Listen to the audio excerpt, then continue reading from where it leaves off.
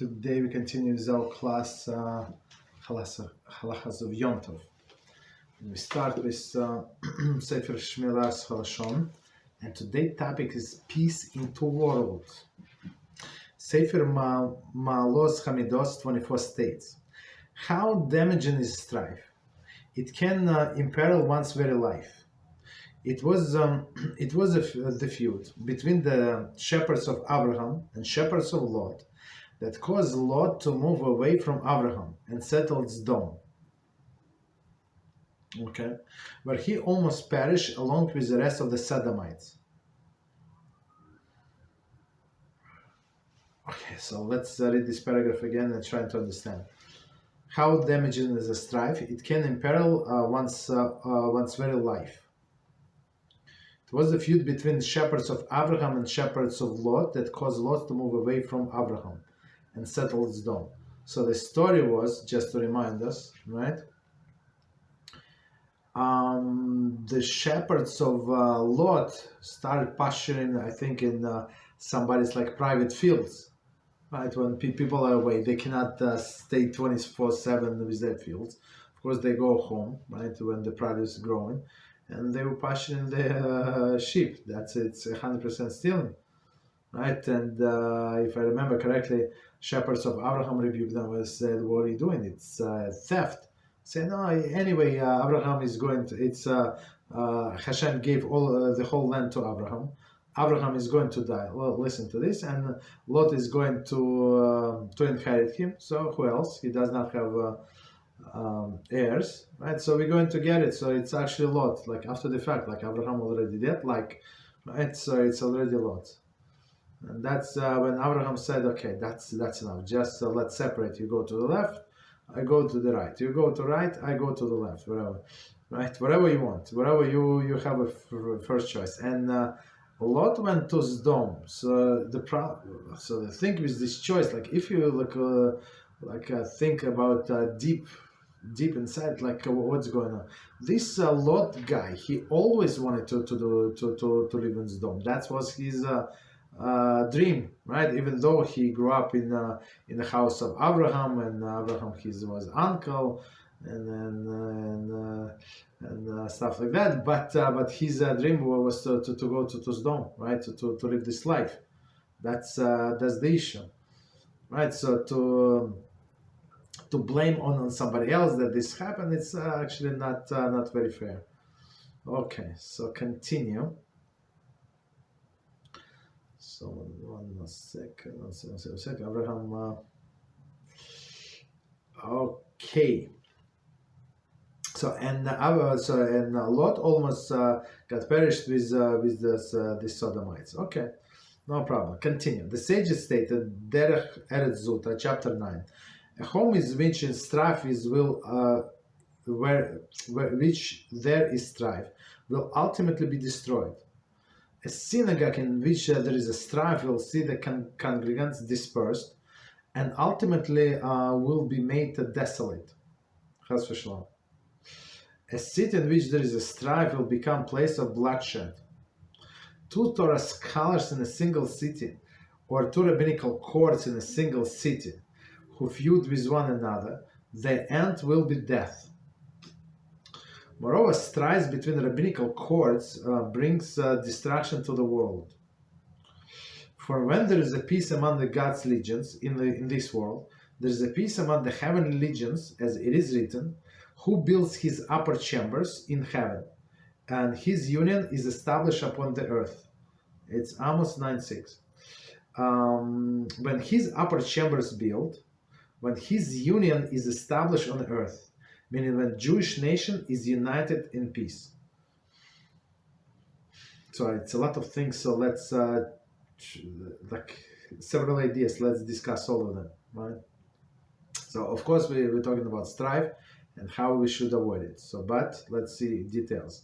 Our sages state, a home in which there is a strife will ultimately be destroyed. So if meaning what if they always she insists and he insists that who is right, and like every time right? Like it's always it's always confrontation. It always gives and takes. So this home is not going to last long. And so it's constant battle. That's not our way. A synagogue in which strife will see the congregants dispersed. Meaning what? This it's all like always. I don't know what is the rationale. I never see it in books, but from what I see, somebody wants to be a gabbai. That's it. Right. So this usually some ignoramus, and he wants to be a gabbai, right? For he wants to decide who is being called to the Torah, right? Or he wants to be a president, even worse. I don't know which is worse, president of gabbai, right? And he wants to appoint his own rabbi because he thinks he knows better, and this rabbi is not good. Maybe he's not good, but this guy starts strife.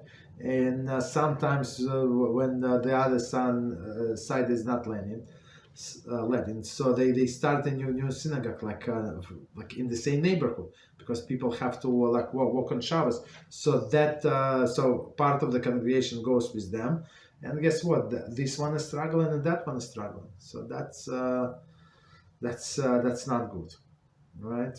And I saw that unfortunately in my neighborhood where I live, there are a few places like that almost not almost closed down. I mean that there is a kids yeshiva in there because there is a lot of space, but because of the strikes, unfortunately. And I was not like a witness of it, but that's how I understand, and that's what I heard. What happened, unfortunately, and people they become tired of these strikes, and they just move away to different towns, different states, different neighborhoods, and that's very unfortunate. But that's what happened in several places.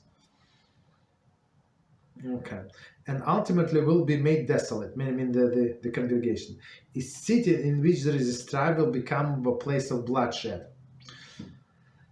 So when they start talking about city, I think he's talking like small city. When in a small city it was one synagogue usually. Then Hasidim started. They said the shtibels like separate. We're not with you. We're different. Okay, that's when the strife started. Okay. Two scholars in a single city, or two rabbinical courts in a single city who feud with one another, their end will be death. So here's also a very interesting thing. Two courts. So if there is a big city and there is different people from different backgrounds, so it could be more than two different courts. In the city where I live, I don't know how many rabbinical courts, maybe 10, maybe 20, maybe more, I don't know, a lot. But are they in a few with one another? I'm not sure. I'm not following this politics, but it could be, right? But from one stream. Are they? I haven't heard like big feuds. Maybe like some disagreements, but that's it. Continue. Moreover, strides between rabbinical courts bring destruction to the world. Usually, like today, usually big rabbinical courts do not go against each other, like in open decks because of some big issues. I don't know. I haven't heard about it. Maybe, but I don't know. Okay, so destruction of the world. For when there is a peace among the God's legion in the world, there is a peace among the heavenly legions, as it is written. So, and we actually spoke about it in the past. All decrees coming from Shemayim, but they are made here in this world. So based on our behavior, it is so whatever we decide here goes up, and they decide similar there, and then decree comes. So if we're good, so only good decree comes, right? So one more time, when there is a peace among the God's legions in this world, there is a peace among the heavenly legions, as it is written. So meaning if we resolved all of our issues, or a majority of them, all issues we're never going to get resolved, but at least like be reasonable, right? Don't curse each other, don't annoy each other, right? Like as somebody start cursing us, so we just block that person. Very interesting. From YouTube channel. Who built his upper chambers in the heavens and his union established upon the earth. So it's from Amos. Okay. When his upper chamber, meaning his HaShem upper chamber builds, when his union established on the earth, meaning when the Jewish nations unite in peace. So when did it happen last time? I don't know. Did it ever happen? I hope so. I don't know. Maybe when we were getting the Torah. It happened, but after that we had, as HaShem calls our nation, stiff-necked people. So it, of course, it's negative connotation, but in the other sense, it is actually positive connotation, because after all of the persecution, if we would be soft and soft and giving in, so we would disappear from the face of the earth, right? But because we stiff neck, so it's actually sometimes, if you use it in a positive sense, so it's actually good. Okay, but unity, it's not so common. And the people who scream about unity, some sects, Judaism, they scream about unity so much, they're the biggest liars, and the biggest hypocrites, and the biggest haters. That's from my experience. Right? Others who are very modest about unity, saying unity, they're actually more or less decent people. Very interesting. Okay. Any questions, comments on what we said? We'll continue.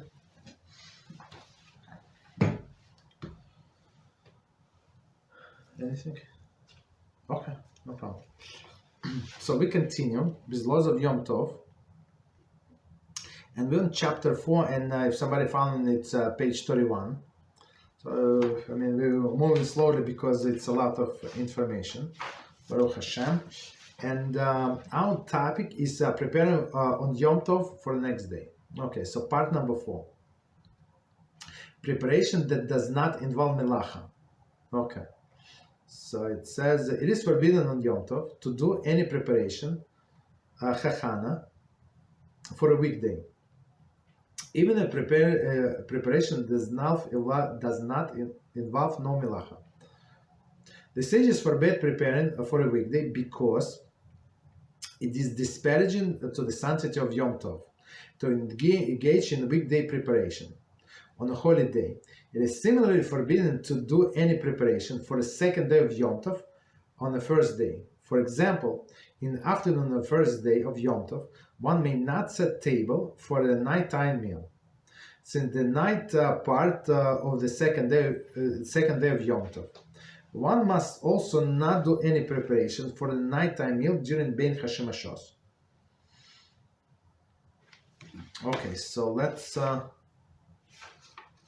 let's do this piece again, and we're going to explain. So again, we're talking about preparation for the next day.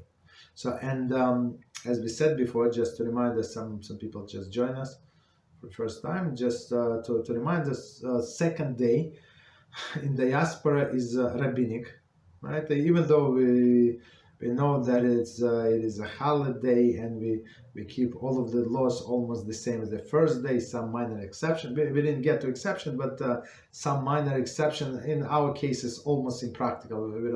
We're not going to follow these exceptions because of some reasons, right? But we know there is like technically. The second day of Yom Tov has the different level of sanctity than the first day. First day is biblical, second day is rabbinical. So on first day, we're not allowed to prepare for the next day, period.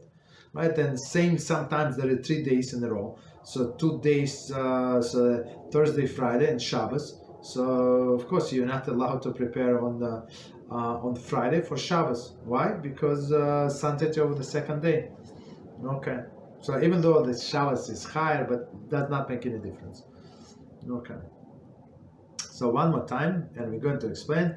And last time, before we continue, so last time we were talking about Melachah. What Melachah would be allowed to do on the first day that maybe we're going to benefit on the second day. So, and we were talking about like few examples. For example, cooking if it does not involve like extra efforts. So if you're going to put a pot on a stove and you're going to have this much soup or that much soup, I mean, like for you it's like to pour a little more water, like maybe a few more potatoes, like it's not a big deal.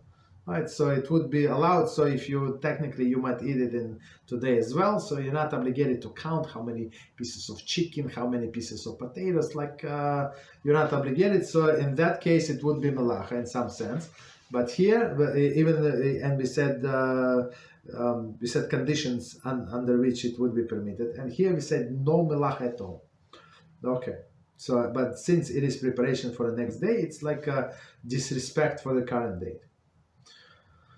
It is forbidden on Yom Tov to do any preparation, Hachanah, for a weekday. Even the preparation involved no melachah. So, okay.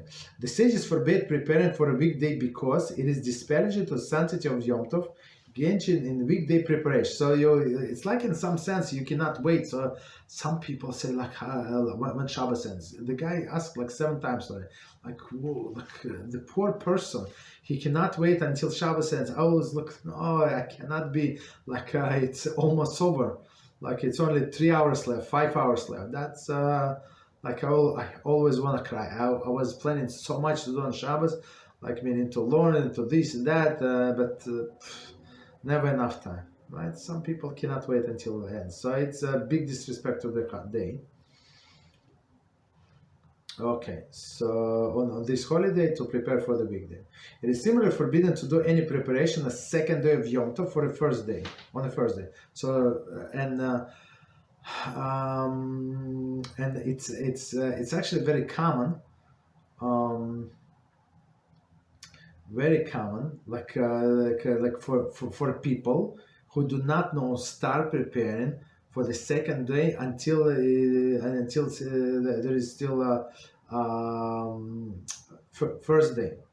What does it mean? That you're allowed to prepare for the second day only after the candlelight, and not after the candlelight. Yeah, after the candlelighting. So meaning on Yom Tov we light, or second day of Yom Tov we light candles at night when it's dark, not before the sunset, right? So that's very important.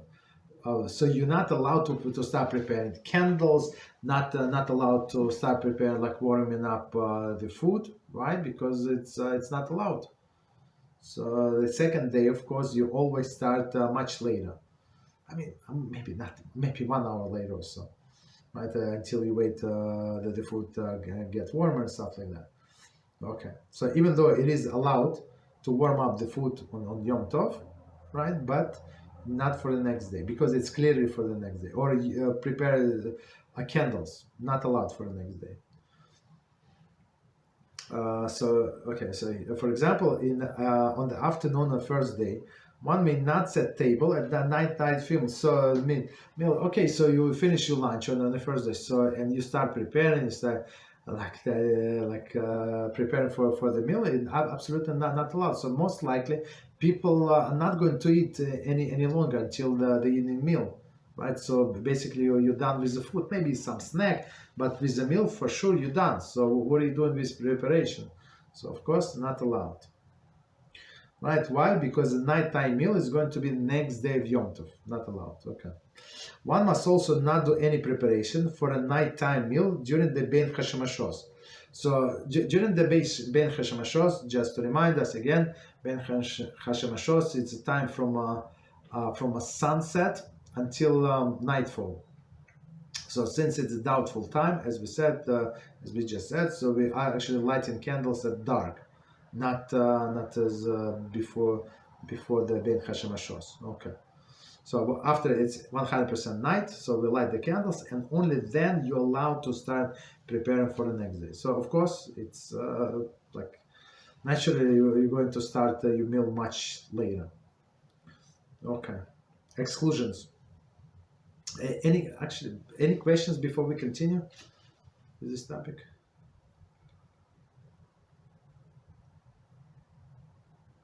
Okay, then exclusions. Preventive measures. Under the prohibition of Hachanah, only a positive act of preparation is forbidden. An act whose purpose is merely to keep something in its present state and prevent it from changing to the worse is permitted. Since one is not actively preparing anything for a weekday, use is not considered a disparaging of Yom Tov. For example, one may fill a dirty pot with water in order to prevent the residue from the hardening and becoming difficult to clean. Similarly, one may put a bookmark in his Sefer before closing, even if it is no longer intended to use the Sefer on Yom Tov, because the placement bookmark in an open Sefer merely preventing one from losing its place when he closes it. Okay, so let's do this piece again, and we're going to explain. So, exclusion to the preparation for the next day. So one more time, preventive measures. Under prohibition of Hachanah, only positive act preparing is forbidden. So positive act, as we said, maybe putting your food on a hot plate. Yeah, it's positive act, it is forbidden. Preparing for candles, right? 100% is forbidden. An act whose purpose is merely to keep something in present state, right, and prevent it from changing to the worse is permitted. Right, so we're not doing like any action that improves something, right? So it's like keeping it in the same state. So I think that example of the book is very good.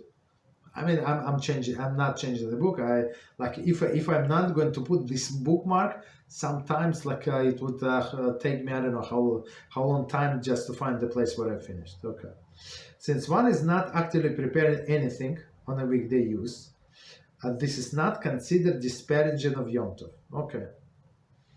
So that's a good example. So example is a dirty pot. So you can always, I mean, even if you want, what you can do, you can wash your hands even with the soap. We're talking about Yom Tov. Over the dirty pot, you can open warm water, right, hot water or whatever, from your tap, and wash your hands over the spot. There is no problem. So it's going to be hot or a warm soapy water, right? So it's the best for soaking the pot, right? So why? So again, it's not like you're trying to produce any positive results, but in order to prevent the residue from hardening and becoming difficult to clean. That's our only goal. Or as we said, I don't know, few classes ago, there is a dish pan. That's something when you can fill the water, and then just put your on Shabbos or Yom Tov, you can put your dirty dishes, and they're going to soak there for the whole Yom Tov, for the whole Shabbos, and after that it's very easy to clean. Okay, continue. Similarly, one may put a bookmark into the Sefer before closing it.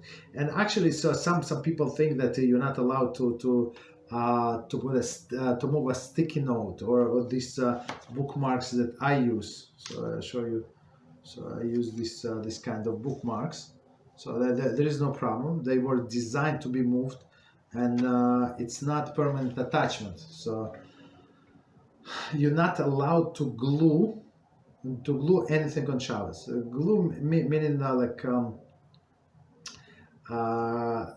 to combine two separate elements or two pieces of the same element in a way that they're going to stay attached. But here these bookmarks are not designed for that. First of all, it's a very loose attachment, and they were designed to be moved around. So there is no problem to use this. Or some people have sticky notes. I have actually here.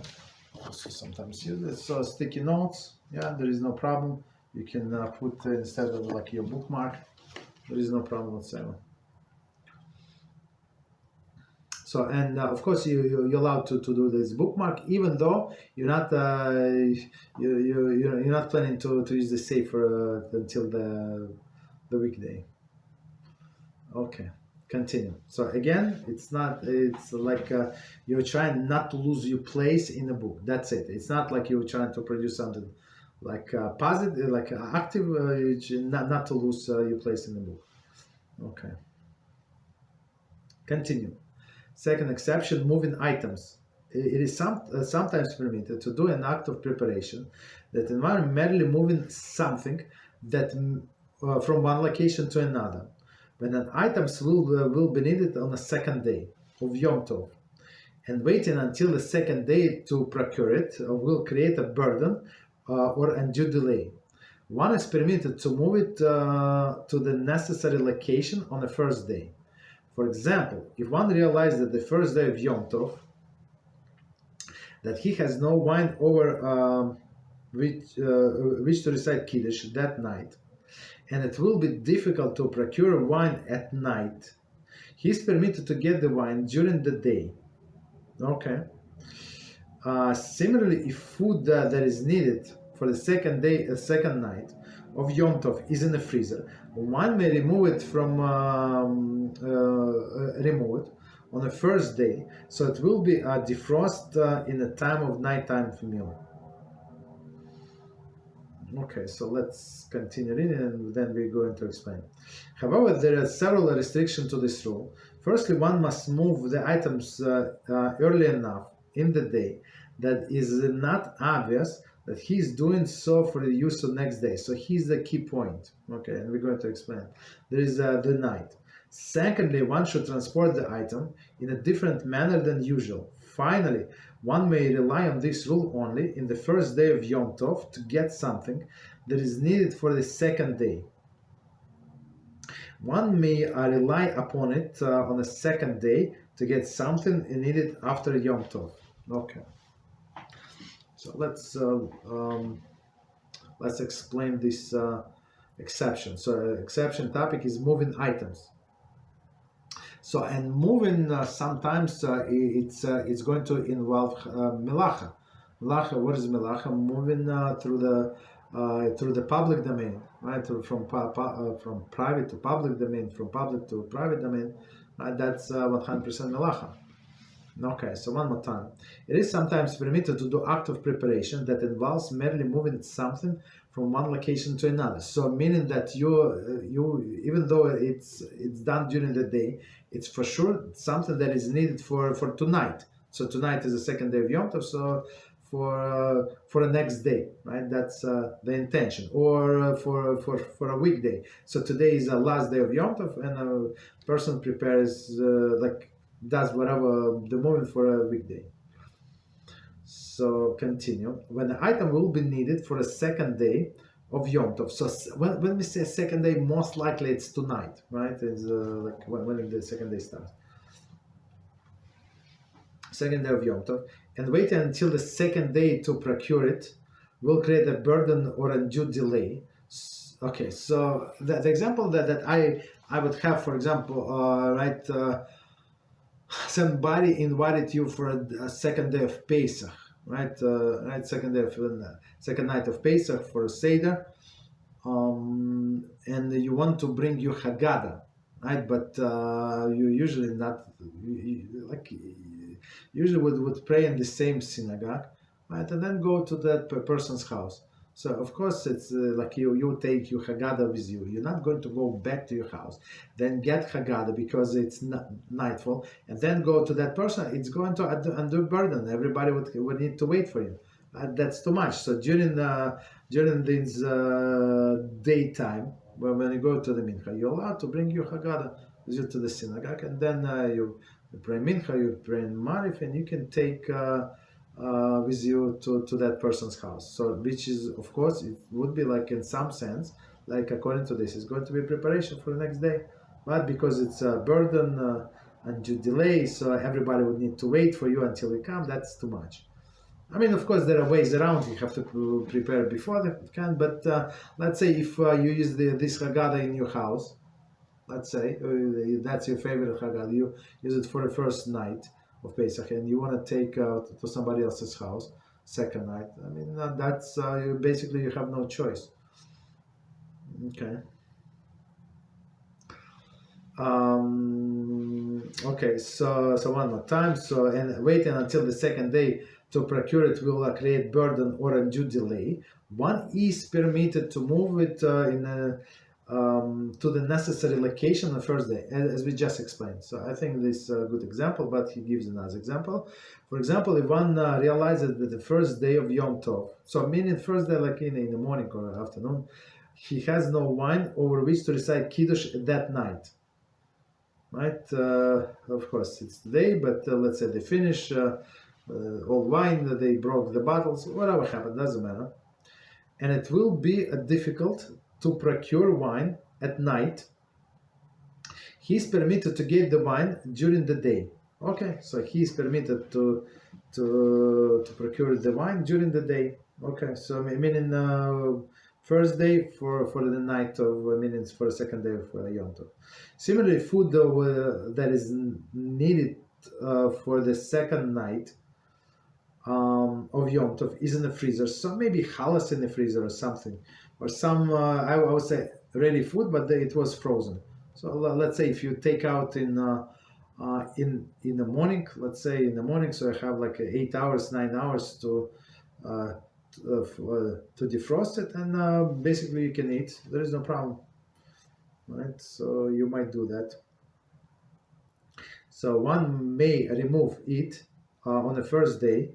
That it will be defrosted at the time of nighttime meal. Again, so you had no choice if you just take out of your freezer when you light the candle, so you can use it only in the morning. But that's not what you want. Okay, so it's like exception. Continue. However, there are several restrictions to this rule, so and we have to pay attention to this restriction. First, one must remove the item early enough in the day that is not obvious that he is doing so for the next day. There is not. So when you do something like, for example, this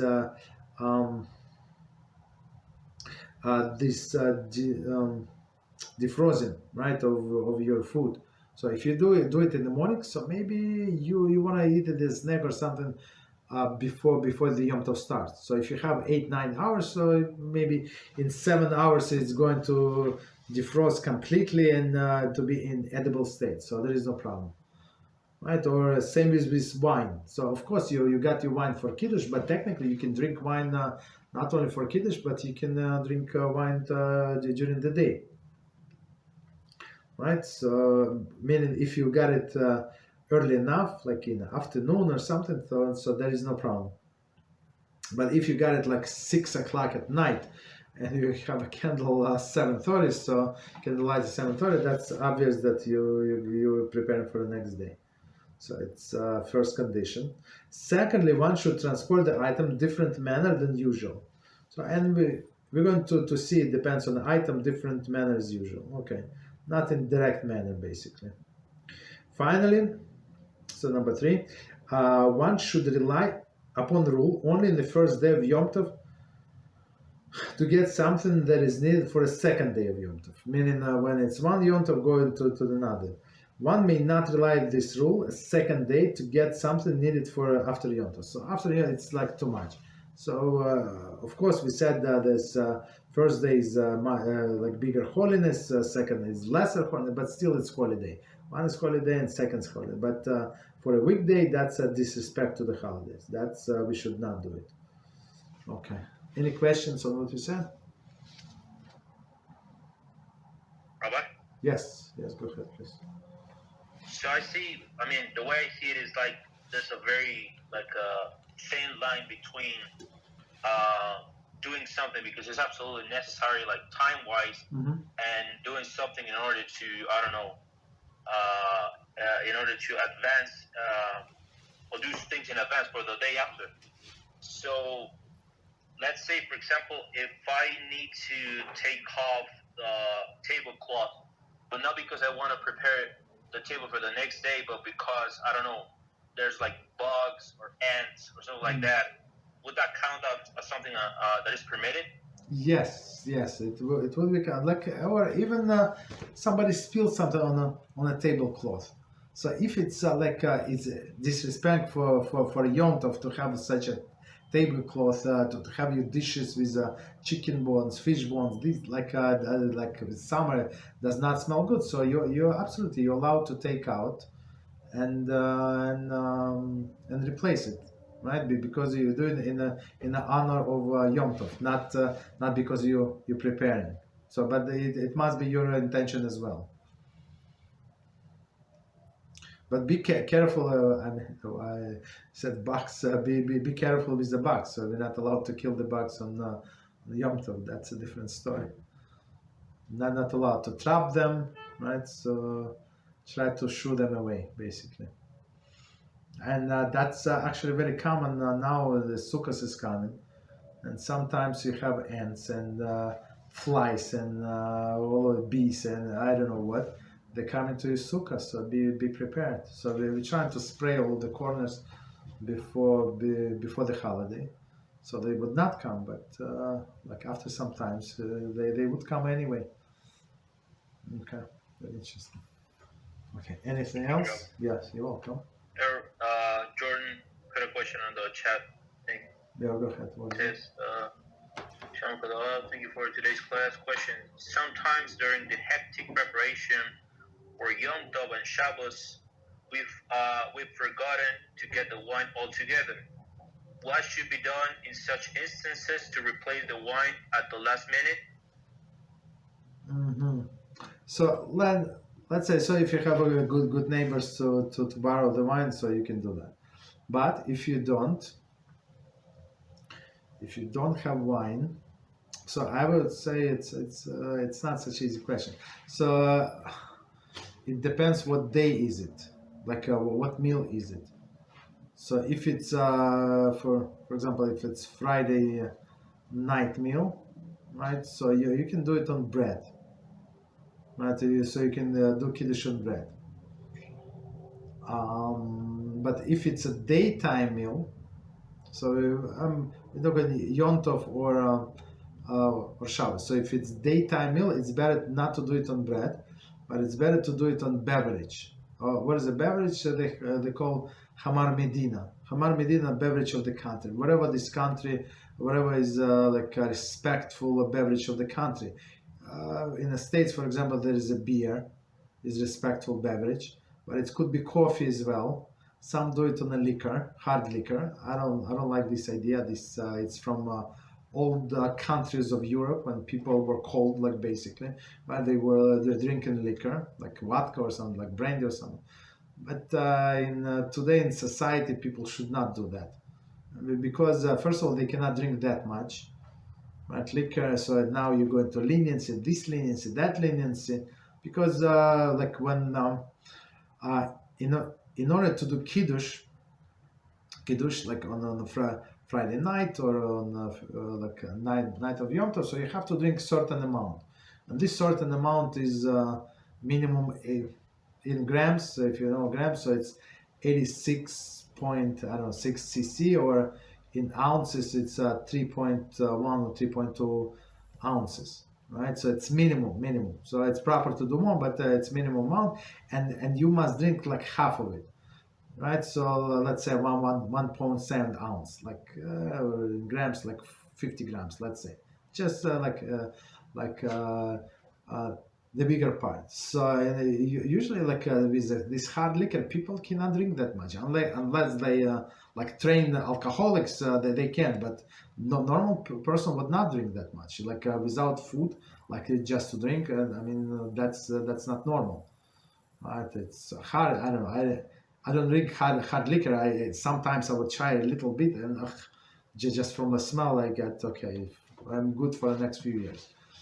You understand? So, but you can do on a beer, you can do on coffee, you can do on tea. All of these respectful beverages. You can do some even say you can do on milk. If you don't have anything else, there is no problem. So, for example, so you can do on milk. And you can have a meat like during the meal. There is no problem. Milk is a respectful beverage, and you can do on some like even some people in the States, United States, they say you can do on Coca-Cola because it's so popular, or you can do on orange juice, right? Also like respectful drink. So that's during the daytime meal. But at night, so you do it on wine, You don't have wine, you should have grape juice. You don't have a grape juice, so you do on bread. There is no problem. But you don't do on Hamar Medina. Okay. That's summary. Of course, there are more details, but that's a good summary, I think. Okay, what else?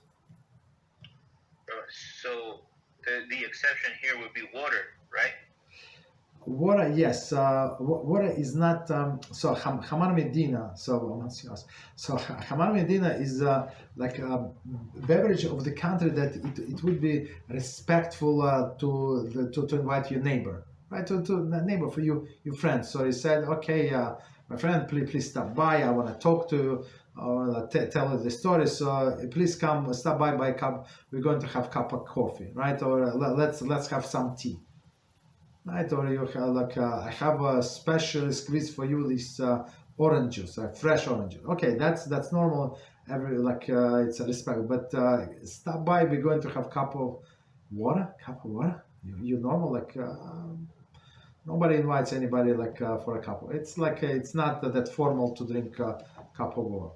You understand? Or like drink like hard liquor. Yeah, you can have. If you have nothing to do with your life, yeah, you would have this hard liquor. But that's it. Yeah, go ahead. What else? Yeah, there's another question on the. Okay, go ahead, please.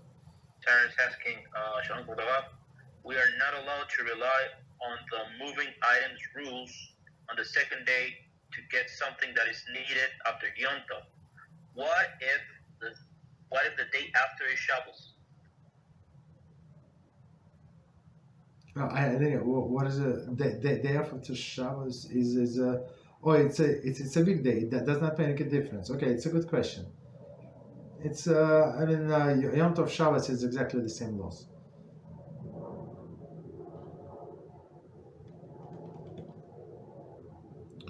And just so we know, just since we're on a topic, and sometimes I don't remember in this year I don't think we had it, but last year I think we have like a few times when we have Thursday, Friday, and we have Shabbos, so 3 days in a row. So in this case where we do Eruv Tafshilin, right? I think it's called Eruv Tafshilin. So there is a special procedure when you use two foods. One is cooked, one is baked. So baked is your bread, your matzah, whatever is baked. And one is cooked. We usually use egg, but you can do potatoes. You can do whatever you want, right? Two foods, and there is special procedure. And basically, there is you read special text in Siddur, and it says that that I start cooking for Shabbos before the Yom Tov starts, and with this mechanism. I'm planning on preparing cooking on the second day of Yom Tov for Shabbos. So it's not a new not brand new activity, but just a continuation of whatever I started.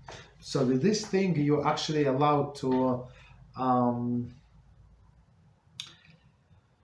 cook on Yom Tov. Again, this exception, not exception, restriction. They call it restriction.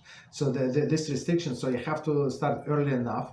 So if you want to cook on second day of Yom Tov for Shabbos, so you start at 10 a.m., 11 a.m. So it would be maybe like technically you have the whole day ahead of you. So technically you can eat today. And the second thing that this Erev Tavshilin also helps is actually that you can prepare your candles, right? So you can prepare your candles because on Shabbos you're not allowed to light the candles. You're not allowed to prepare the candles because candles are muktzah, light absolutely forbidden on Shabbos. Allowed on Yom Tov, forbidden on Shabbos. So that's why you must do this Erev. It's very important. So usually I think I'm trying to be careful to remind everyone before at least one or two times, but because it's very important. So at least, for example, if person I prepare for 3 days, and it's proper, as we said before, it's proper to prepare, not obligatory, but it's proper to do that. But candles you cannot prepare before. I mean, technically you can if you have multiple candle holders. Technically you can prepare, but for us For simple people, we have the same set, so we can just reuse it. But you have to clean it, right? Which is muktzah on Shabbos, and put new candles. Yes, so it's a very good question. What apologize. Could you read this question again? I just wanted to make sure that we completed. Yeah, it was covered. It said Covered. Okay. Yeah, so yeah, it was covered. I will too. Yeah. So what else? Any other questions before I continue? Okay, no problem. So now we go to my favorite part, which is the summary. So this author, he's amazing. He gives all of the details. At the end, he said, you know what? Let's review what we learned so far. Okay, so it's a summary of the whole chapter. I don't know how many classes we spend on this chapter, but now we're going to do the summary. So, summary of laws. Doing Melachah for the next day use. Okay.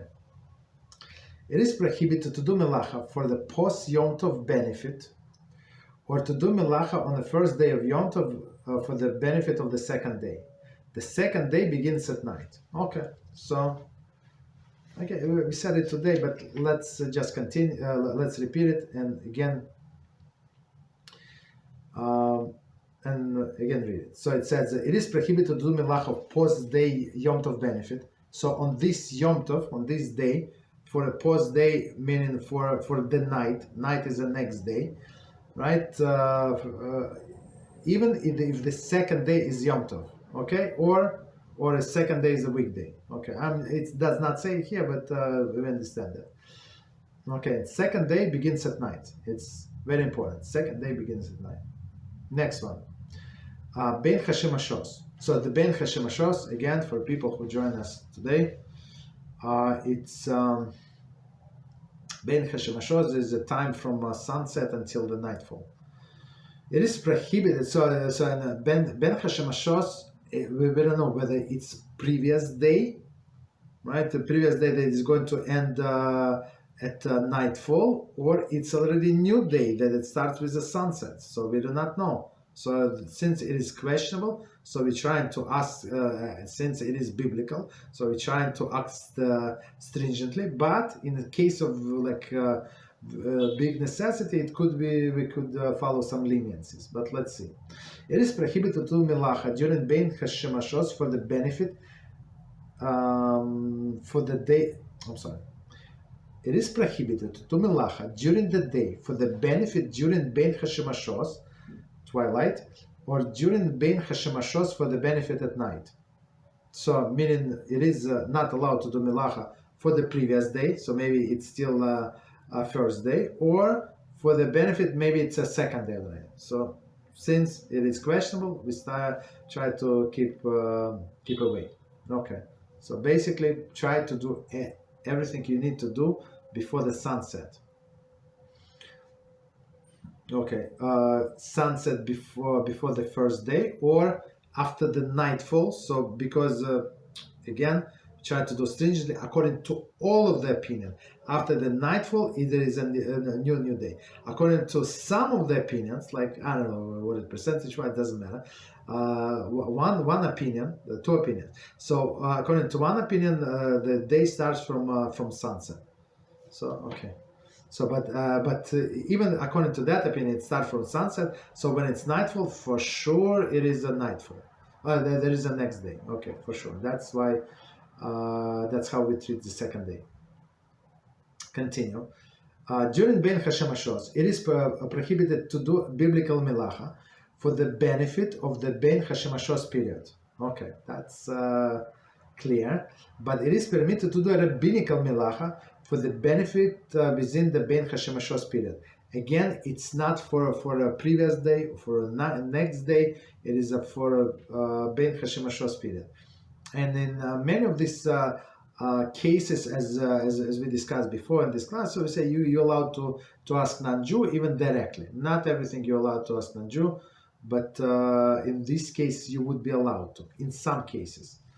Okay, again, you're not doing it for a previous day, for a next day, but for the benefit of Ben Hashemashos. Continue. Next section, next topic that we covered, and it's actually from our last class, increasing the amount.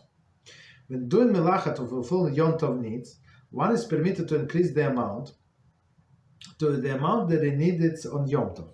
For example, cook full pot, even though he needs only small amount, right? So as we said, if it does not involve a lot of bother, like for example, all piece of chicken were cleaned before, they were frozen or they were refrigerated, and you just put them in the cooking, like in the cooking pot. So it's like I don't know, like not a big deal, and you just put it on the flame, and it's going to cook by itself. Maybe instead of regular 2 hours, it's going to cook 3.5 hours. It's like you're not doing anything anyway. So in this way, it would be allowed. Okay.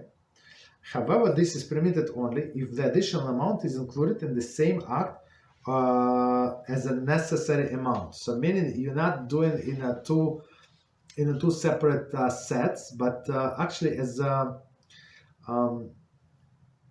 in one pot.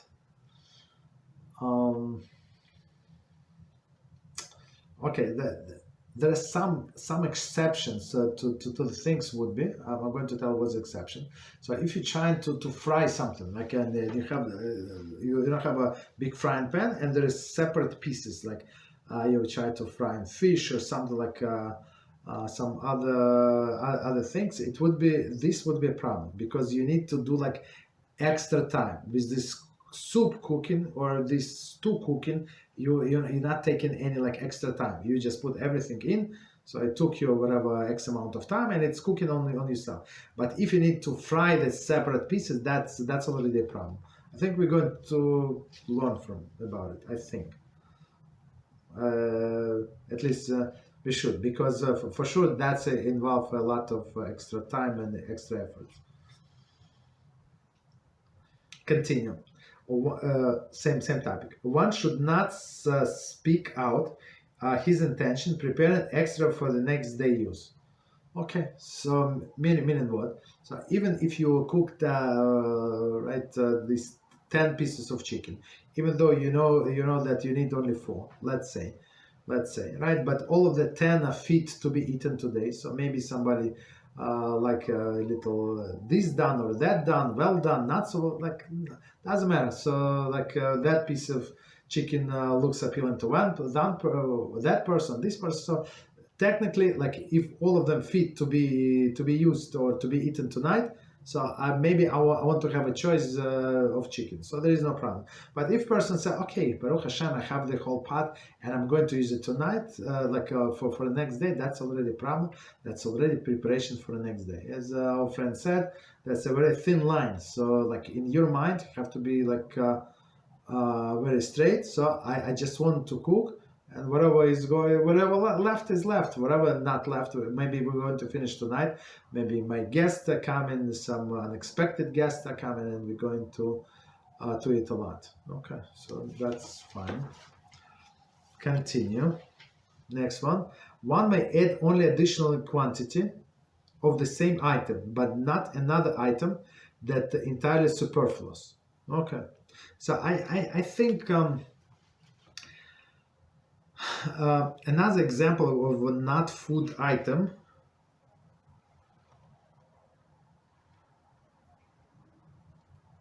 Not food. I say it's not. I check the example. What would be like diapers, right? They have a baby and they want to take a walk, and they know that they need for an hour, like I don't know, 2 pairs, 3 pairs. So if they're not obligated to take only 3 pairs, they can take the whole pack. These 25 pieces.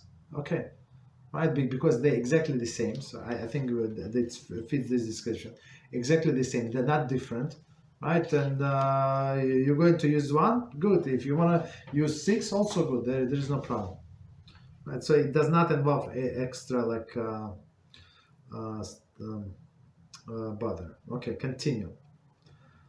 Actually, I think it was a question. I don't know. What was the question on the previous topic? Could you check? Yes. Which one? The one that is the next day of Shabbos, or yes, yeah. I mean, any whatever we said before, any topic. what do you mean? I think like, some. I think somebody put on the message board. Yes. It was Jordan, but there's a question off topic. Okay, so let's leave it. Thank you very much. Let's leave it. Okay, so the next topic, the next is Hachanah. So Hachanah is meaning the preparation for use after the Yom Tov or for the next day, or from Yom Tov to Shabbos, right? As we said, 2 days plus Shabbos. It is prohibited on Yom Tov to do any post Yom Tov preparation, or to prepare on the first day for the second day, even though Melachah is involved, right? So you're just changing the tablecloth. Okay, so I mean, we said if it was a stain or it has a dirt on it, this and that, I understand. But otherwise, you're not allowed. So because you want to show off with not show, because you want to use the fresh tablecloth for the next day, absolutely not allowed. During the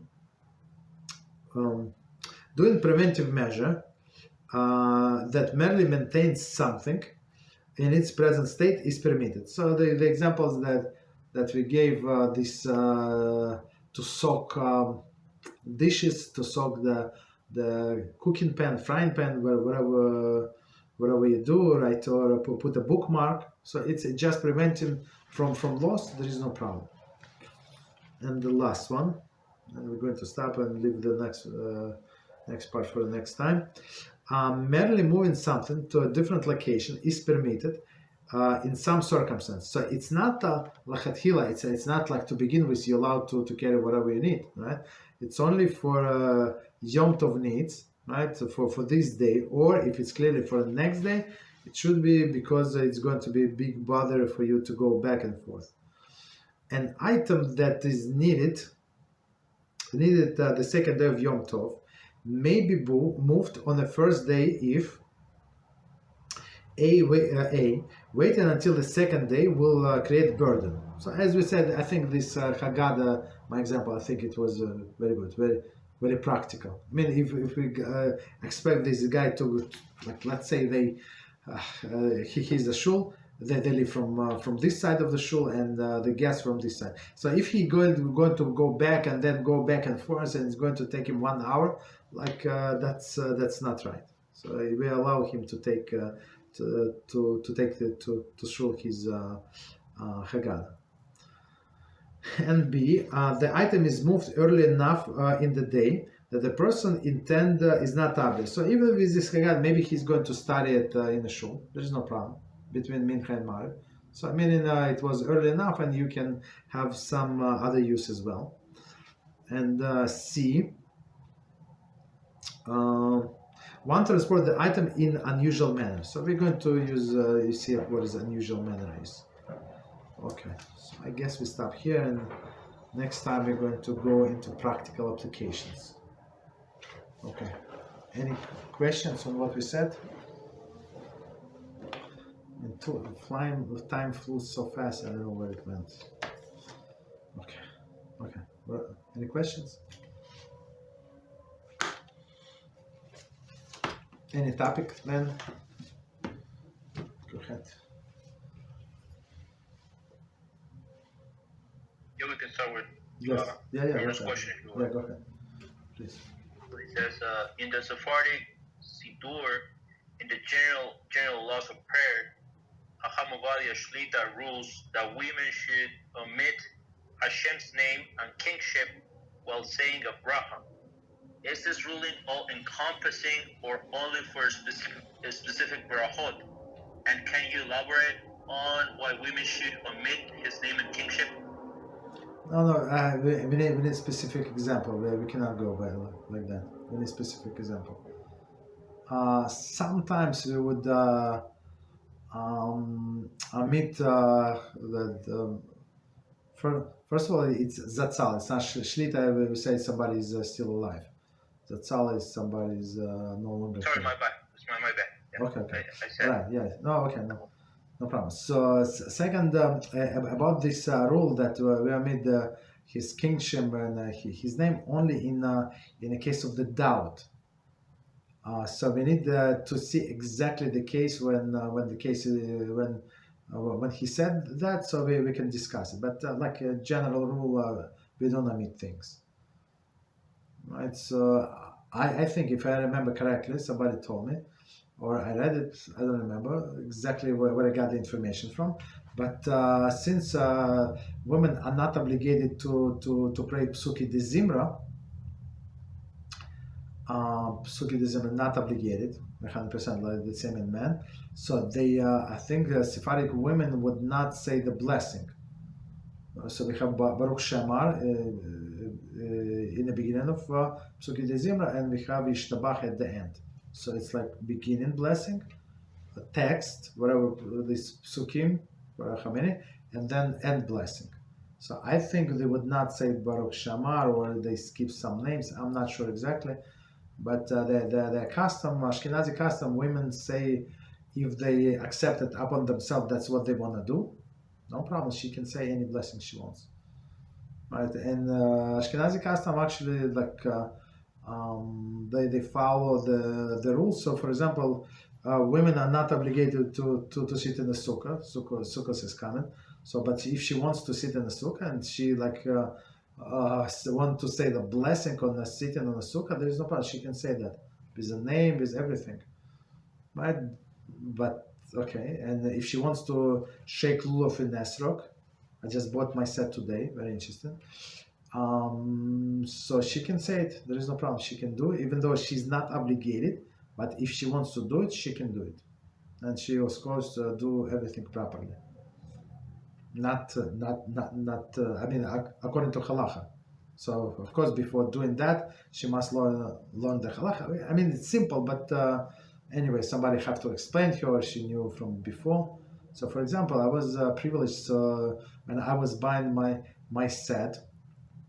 A woman, a religious woman, came to me and said, she said almana, so meaning right, so husband died, right? So she said, can you help me to pick esrog? So of course she does not know the laws and how. So I helped her. It was my second choice. I could not decide. I mean, I decided between two.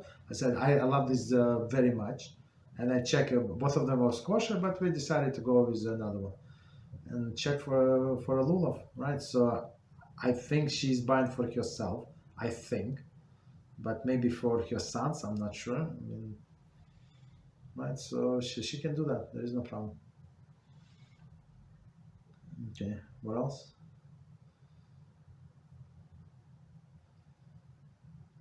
Yeah, there's another question on the chatting. Sarah says, showing for the last question. When we pray at home alone, can we do Torah reading and Haftarah sections on Shabbos? Absolutely. Nobody's stopping you. Yes. So the only thing we do, for example, even like in a shul, let's say, and I was told about such a shul in the whole country, in some Europe, all towns, right? There are like hardly any Jews. Maybe they're Jews, some non-Jews, whatever. These minions, like even though they have Sefer Torah, somebody told me that he went to the place that he was born in Hungary,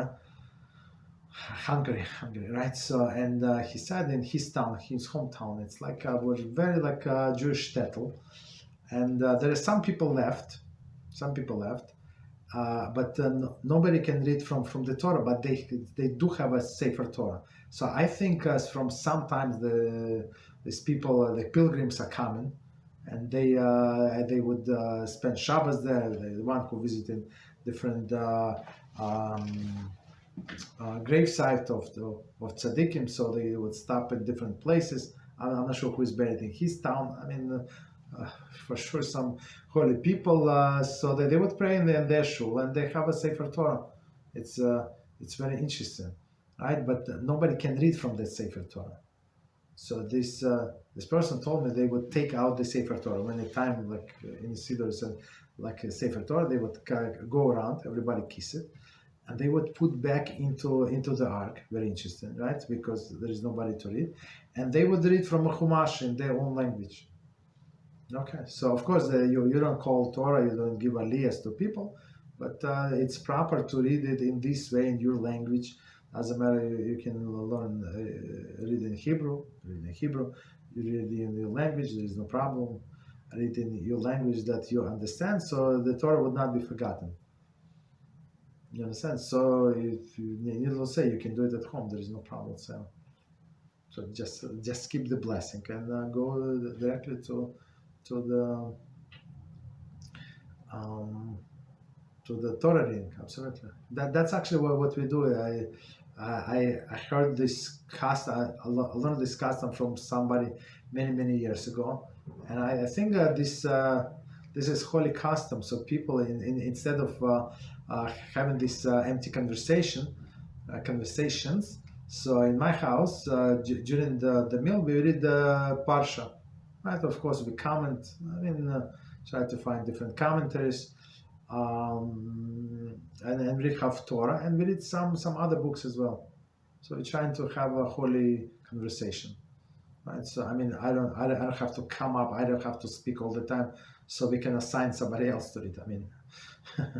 So whoever can read can read, and everybody of course between the meals. It's not proper to eat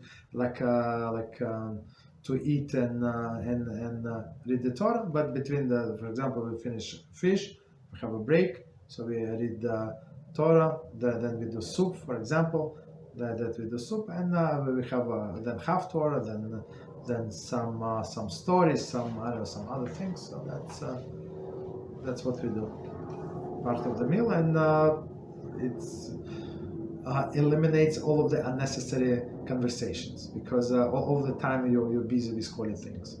So I learned from one guy, and he was not a big Torah scholar, but I think I'm not sure where he get it from. I'm not sure. I never heard it from anybody else, but I think it's a holy custom. Just amazing. Very simple, but very amazing.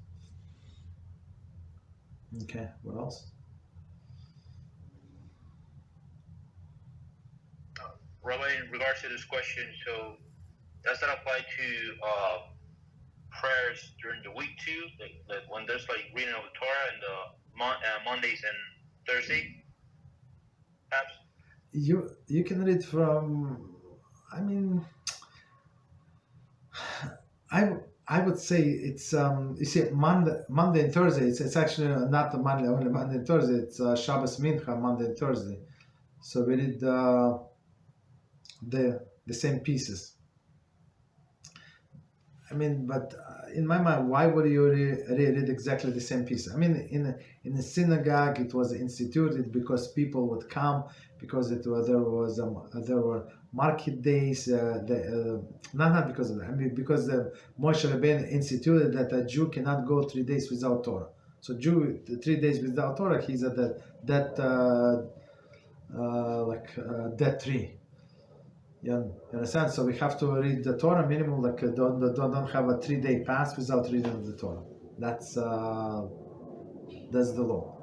So, but if you can learn something else, why would you read exactly the same parts? And sometimes it's only like minimum that you have to read 10 psukim for 3 people. So why would you read exactly the same stuff? I would not recommend. That does not make sense. The whole parasha yet makes sense.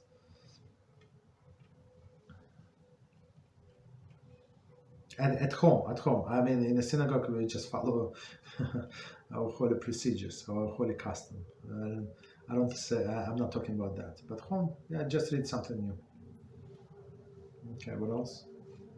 Rabbi, and what about the blessings that preceded and the blessings after, and the psalms and the things in between, and when he's taken to the hall and so on and so forth? No. This we don't say. So first of all, one of the first blessing when when we say in the morning is actually a blessing on the learning of the Torah, and it's exactly the same blessing Oleh, a person who is being called to the Torah, says before and after. So we say all of these blessings in the morning. So why? Because we're all obligated to learn Torah day and night, simple, day and night. So that's why we say in the morning, and this blessing applies to the whole day. You understand? So, but when you read it individually, you don't say these blessings. Not before, not the psukim. I know exactly what you're talking about. Not when the Torah was taken out. All this you skip. You just go to directly to the text, and that's it. But just so I understand, in the olden days, and it's from the Talmud Megillah. So in olden days, it was. For example, on Shabbos, we have 7 people called to the Torah. So first person called is going to say opening blessing. All other would read, right? And last person would say closing blessings. So it was before like it was in Mishnaic times, and in Talmudic times, which is much later. I think I don't remember exactly when they changed it, and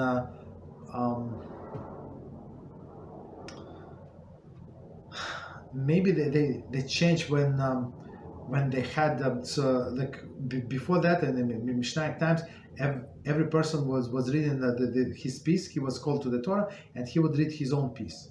Okay, right. So he would read his own piece. But after the time passed, and many people were ignorant, so they could not read their own piece. So we assigned one person, Balkare, so he would read for everybody. It doesn't matter, you can read, cannot read, it does not make a difference. So we make it universal, and every person would make a blessing before and after his portion of reading. Okay, but it's only like when we read from the club, from the reading in front of the 10 people. So if you don't have 10 Jews, so you're not in the shul, you don't take out the Sefer Torah to read. So for example, you have 7 people, so and Shabbos, so you don't take the Sefer Torah to read. I think you can read from Chumash, but not from Sefer Torah. You don't take out. Okay. What else? Yes, there's a couple more questions on the chat room, but I don't know if someone else has any other question. Okay, anybody else beside the chat? Questions? Okay. No, just raise your hands. Okay. So please go ahead. What is the question? Thank you. Yeah, so Sarah's asking, thank you for the answers. Could you please teach us which portions of the prayer service should not be recited when praying alone? Sarah says. Okay, so that's very simple. And I was teaching my dear student. We got him actually the Siddur. He lives in that country. Like that to send them all the things would cost us almost almost I mean half of the money that we spend on items we spend for shipping, and then they stop in the customs. So I was afraid that he would not get before the Yom Tov, actually before the Yom Kippur, but it was like this one of the, I'm not going to say what it is, one of the corrupted countries. So they say without tax you're allowed to import only $100. You understand? This corrupted people. And I told them it's not possible. How is it at $100? Does not make sense, right? But then I read up on the internet, and they say actually they can charge you not only 100. So and then in excess of what we have, they want 100% tax. I said, you normal? It's corruption. But then I read up on the internet, and it says actually they can charge up to 200% of the tax if they want. So 100%, just keep quiet. Understand? You would just pay whatever they want. It's very interesting. So the question was, so I told him, so we send them slichas. It's very interesting. And in that edition of Slichas, unfortunately, it does not say where the Kaddish is. It does not say where the 13 attributes of mercy is. So, and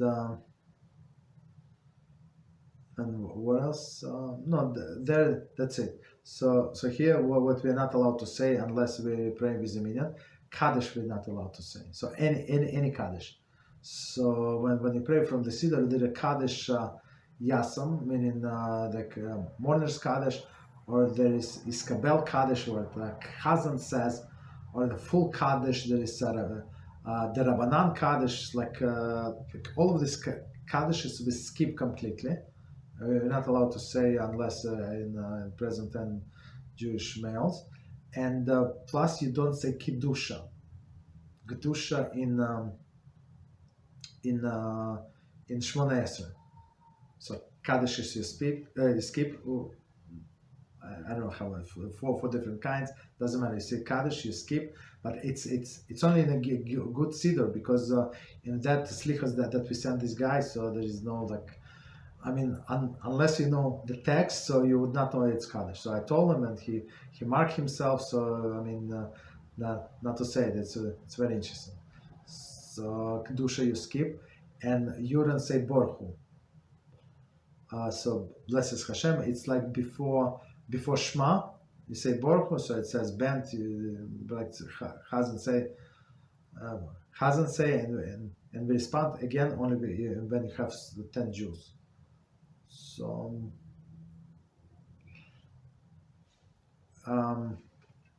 Kaddish, Kedusha, Borchu, we don't say. And if you're doing vidui, and it's Sephardim, all of them do vidui in the morning. Ashkenazim, some of them do. It says optional, but I always do. But first part of the vidui is allowed. So when you repeat all of the sins, that's allowed. But the last part of the vidui is the 13 attributes of HaShem. So it says HaShem, Rachum, V'chanan. So these things we do not say when we pray individually, unless you know how to sing it from like with the tune of the Torah. But okay, most of the people don't know. So okay, so these things we don't say, but other things there is no problem. Okay. Rabbi. Yeah. What else? What about this, like before the Kaddish? There's like this introductory prayer that says like Yehi Shem Hashem Mevorach. I mean, at least in my Seder and the Sephardic ones, it's like right before the Kaddish. It's always right before the Kaddish. Do we have to skip that one as well, or can we like pray but just skip the Kaddish? It says say it out loud, or he said like quietly?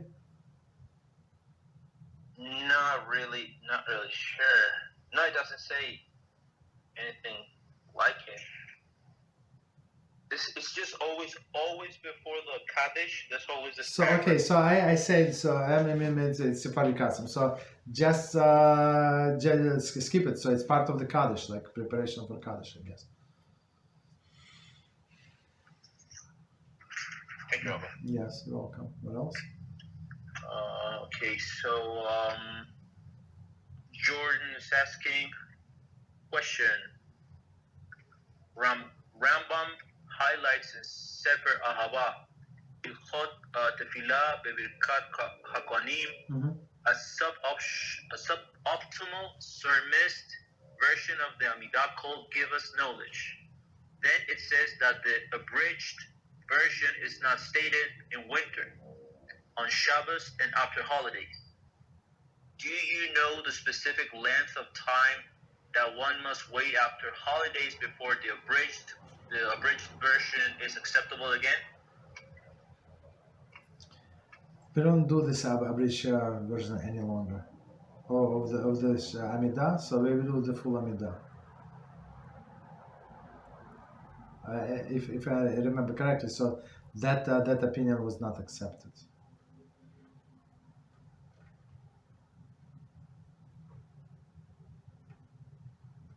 So, I mean, the whole Amidah, what is it?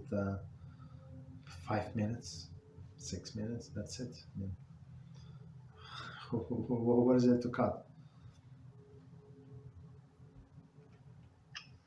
Thank you, Rabbi. You're welcome. What else? Tatiana is asking, Shalom Kavod Rav, Baruch HaShem, thank you for today's Shiur. These questions are about sukkah. Number one, can wives help their husbands to build or disassemble the sukkah since it's only a husband's mitzvah? Thank you, Rabbi. And there's 3 questions. I don't know if Rabbi wants to take them. No. Let's do one by one. So, yes, there's a mitzvah to build the sukkah, but you can have somebody else build your sukkah. There is no problem. So the main part of the sukkah is actually the skach, the roof. This what is it? The bamboo mats, or people use palm leaves, whatever they use that grows from the ground, but it was designated for this specific use. You can use whatever you want, right? Since where I live, there is no palms.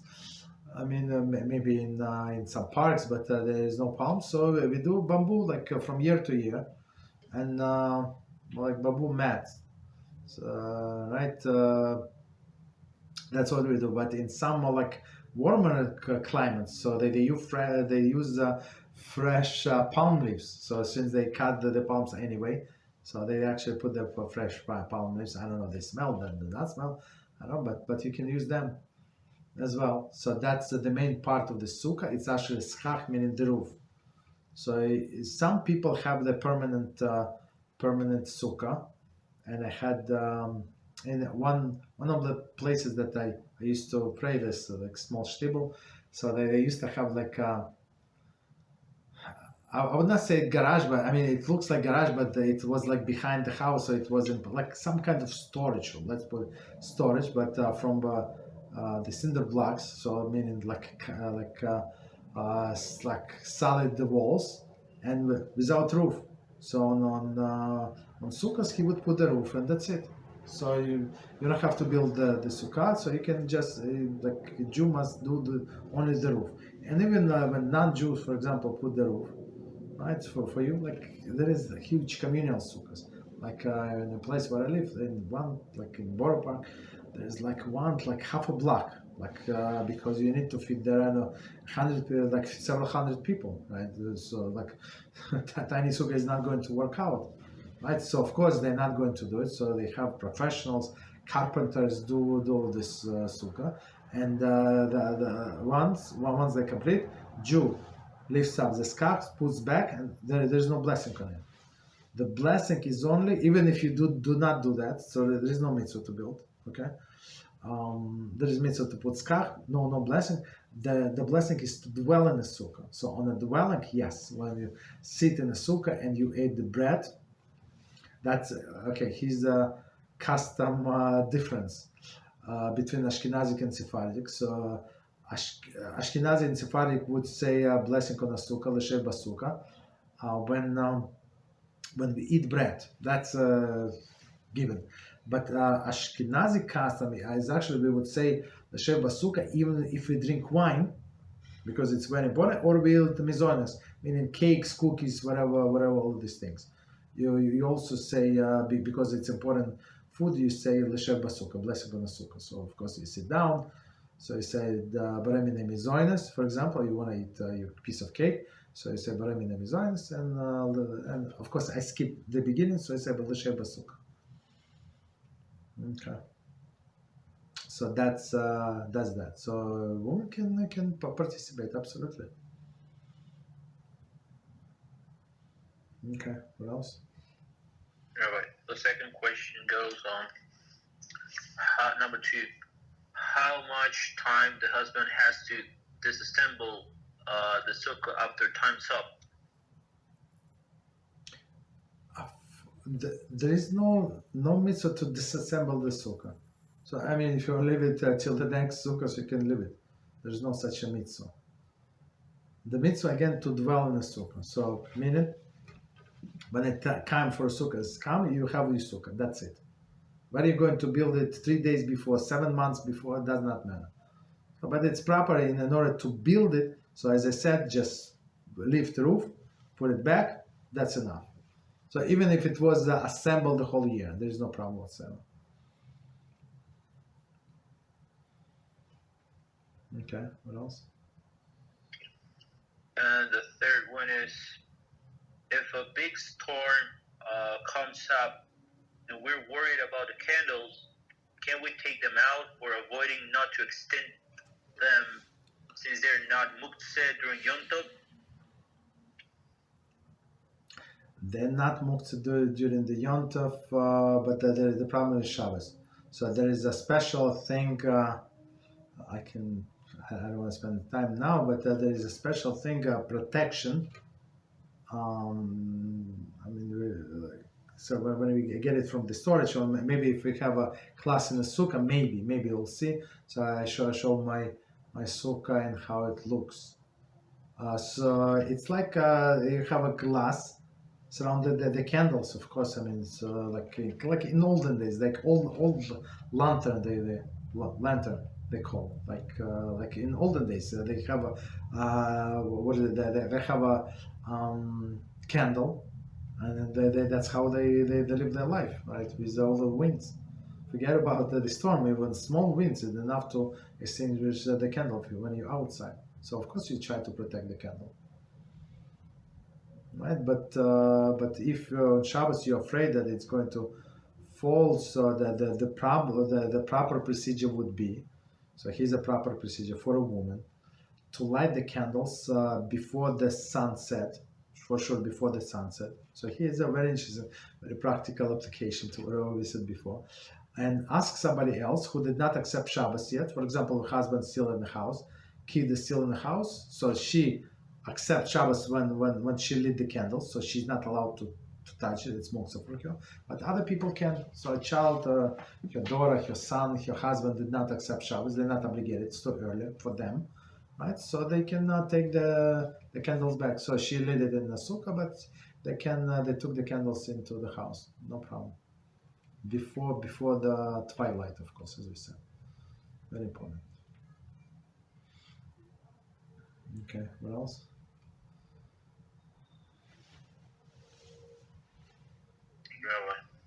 You're welcome. Jordan is asking, question, I heard in a Shiur that the Rambam said it's not permissible to eat mushrooms. Does this apply to all mushrooms? And this view on mushrooms, this view on mushrooms. And do you have any more information on why mushrooms would be forbidden when many mushrooms have known to have health benefits? Okay, so it's from Hilchot Diot, and actually covered in this class, but early, like I don't know, several months ago. So it's when Kitzur was talking about, and then he copied, of course, he compiled. He did not go through the whole extent as Rambam went, but he compiled from Rambam, because the Rambam was a doctor, very famous and very successful doctor in his time. So he compiled all of these advices: what to eat, what not to eat, so what foods to stay away from, what foods to eat in limited amounts, and some foods he said like limited amount, like meat of big animals, like cows, like bulls, not a lot, because it's not very healthy. I mean, you eat, but not too much, right? And small animals is better, but the best is chicken or something, right? And one of the things that is not recommended, right, was mushrooms. So, but of course, a lot of works were written by contemporary rabbis about how this applied to today, right, to us. And most of them are saying, so we have to go, and Rambam is saying, of course, you have to go by contemporary opinions. Because why? Because the nature change of the people. And if you notice, Rambam skipped in that work, he skipped many advices from the Talmud. and he says in his introduction,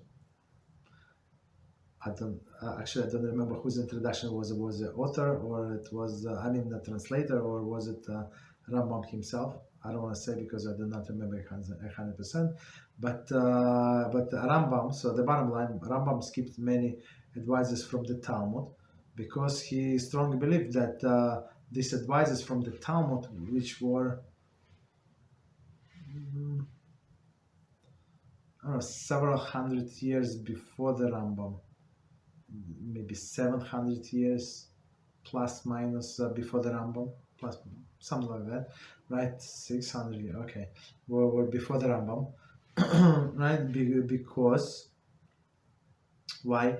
Because he said all these advices, these health medical advices were good at that time, right? And those places where people used to live. You understand? Babylonia. So, and since the nature of the people changes and food changed also, this processed food. So in my days when we were growing up, so to eat mushrooms. So I mean, of course, you used to sell the mushrooms in the market, never in stores, like in the market. But people would go to the forests, and what they pick the mushrooms themselves. So some people were expert in the mushrooms, but there are so many mushrooms. Sometimes it looks like good mushroom, but it's not. It's like I don't know, somebody took something wrong, and like I remember when growing up, many people had mushroom poison. I don't remember how many people die. I mean, they would take him to a hospital, but it was a serious thing. So maybe it's one of the reasons I'm upset. So if you do not know, so I like in my family, nobody ever like picked the mushroom. So we like in some family they would go to the forest. They knew what mushrooms to take. Not my family, no idea. We were like different, right? So I till the day I have no idea. I mean, I would see in that like today you go to the store to supermarket. So of course these mushrooms, it's like farm grown. They would not have this poisonous mushroom, of course not. You understand? But if you go to the forest, it's dangerous. Okay. So and plus, as we said, nature changed, people change, food change, its process. It's not the same food as used to be, and right, atmosphere changed, everything changed. But Rambam said, if you follow my advice, you're going to live long, happy life, and you would not need doctors. And of course, we like many things. Majority of the things that he said apply today as well. Absolutely, about sleeping habits, about what to eat, like sequence of the foods, like what you take. You start with the light foods, with the salad, and actually this he said you should start with the fruits. That's why in some cultures, I think in French culture, different culture, they actually start with the fruit salad. Right, cantaloupe salad, all of this like fruit cup, right? They call it fruit cup, and they start with fruits and they go to salad, this and that, and then and Rambam said you want to eat different types of meat. Let's say very rich people, so they would have meat, they would have chicken, that meat of the small animals like lamb, and that or goat, and meat of the big animals. So because in your stomach it should be layers, right? So because meat is the hardest to digest, so you start with the food that easy to digest and then go down, right? But if you start with the meat, so this step, or like if you start with the meat and then you eat the salad, so the salad would go bad until the meat digested. You understand? So all of this, like a million and a half things that he said, very interesting. We covered them all. It's actually in our class. I think it should be online. I'm not sure if we'll post it. We can check. It's Hilchot Diot. I went in all of the details about this laws. Of course, it's I don't know. I give you 3% of material, but summary. But we covered in all of the details these topics. Okay. What else?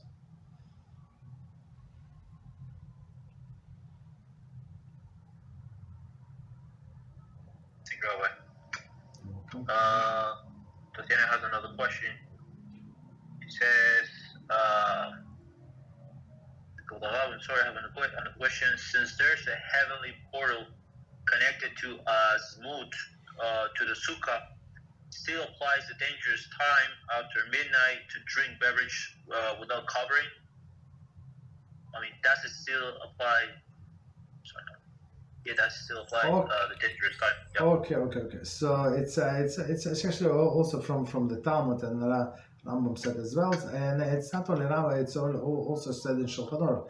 So if a beverage was stood overnight uncovered, so uncovered meaning so if you had something on top of it, for example, if you have napkins, so I'm not sure if it's going to be covered or not covered, because the danger was, the explanation was logical, that maybe snake drank from it, and in olden days they did not have this insulation we have today, so that it was normal for the snake, from the mice, from all of these animals just come and go. So for example, now we have this problem. I'm not sure what to do with this problem. We have a possum coming to my porch like every night, and he does whatever he does, like he does not want to go away. So we spray today with a special like mice spray, but we'll see. On the internet they say these opossum, they're very stubborn. Like sometimes you have to like catch them and relocate them.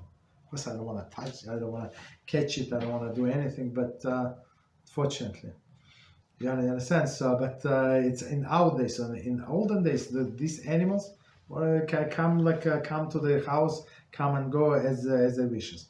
So, and this snake, if he drinks from your beverage, right, from the water, right. So, for example, you have water in your cup, so, and it was not covered. So, and if you drink from this cup, you're going to get the poison. Okay, so that would be the issue. So of course, if it's dangerous in a house, needless to say, if you go outside, right, sleep outside. If you have something in the sukkah, of course, must cover.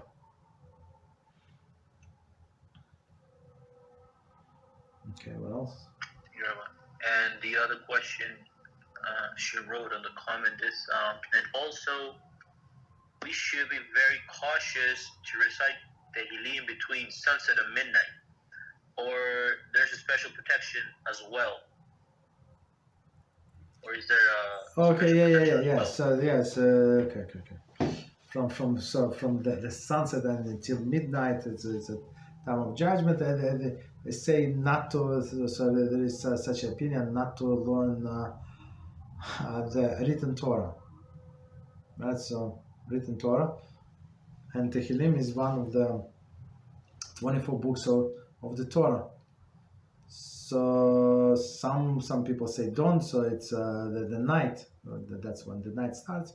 It's proper to learn oral Torah. So whatever we're doing now is oral Torah. So if person is going to do something else, so I would say just read Tehillim. And plus, when we say in translation, so there is no danger that you're going to make a mistake with interpreting, right? Because this evil spirit can confuse person. If he reads Hebrew, I'm not sure. Like I heard many times a person say, I need. I say, how are you busy studying? And the person says, I just need to learn Hebrew. So when a person says, I just need to know Hebrew, I know that he knows exactly zero about zero. Understand? Because if you try to learn a Chumash and you see like Rashi taking one word, and he proves his point from all of these other places in Chumash, in Tanakh, right? That his translation is correct. You understand? So if Rashi has to like apologize and say, I translated this word like that because of this, because of that, and because of that, so who are you, a little you, to read the Chumash, even though if you know how to pronounce words and you know like Mother Hebrew to understand what it says. You understand? But when you learn, for example, this Chumash with Rashi, with translation, with commentary, there is no problem. Also, so it becomes not a written Torah but oral Torah, because translation is in translation it's actually explanation. So this explanation is oral Torah, and if you see the translation from different translators, so you see the translation many times is very different. Why? Because they're not translating literally; they're trying to convey the idea. Okay, so it's more like a oral Torah. So if you can avoid read something else, you read something else. But if you wanna, that's the Torah is only Torah available. I say go ahead.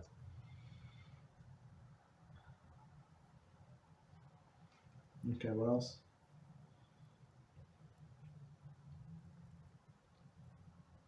You're welcome. Sorry, my mouse is kind of not working properly. No, she says thank you very much. There's no more questions. I have a question on. Go ahead. From Mishnah 13, Pirkei Avos, Rabbi Yunan Rashi said, one who uses his Torah knowledge for personal gain shall pass away from this world. Since this expression, personal gain, can be kind of ambiguous, so can please expand on it a little bit more? So what would it be like? Just money, honors, or what would be like personal gain out of Torah? Exactly. You said that it's money, right? To make money from it, or for a personal honor, right? So he would ask a question that somebody does not know. So there were like some clowns that just read 5 minutes ago, some deep explanation. And they would ask Rabbi, and the Rabbi would not know. Of course, I mean, you read 5 minutes ago, like deep explanation. Maybe he read it 13 years ago, 15 years ago. So of course he did not know. So like to make himself look smart. So that's to the person's detriment, unfortunately. That's how some people use Torah. To show off, basically. To put somebody down. That's would be thing. Yeah.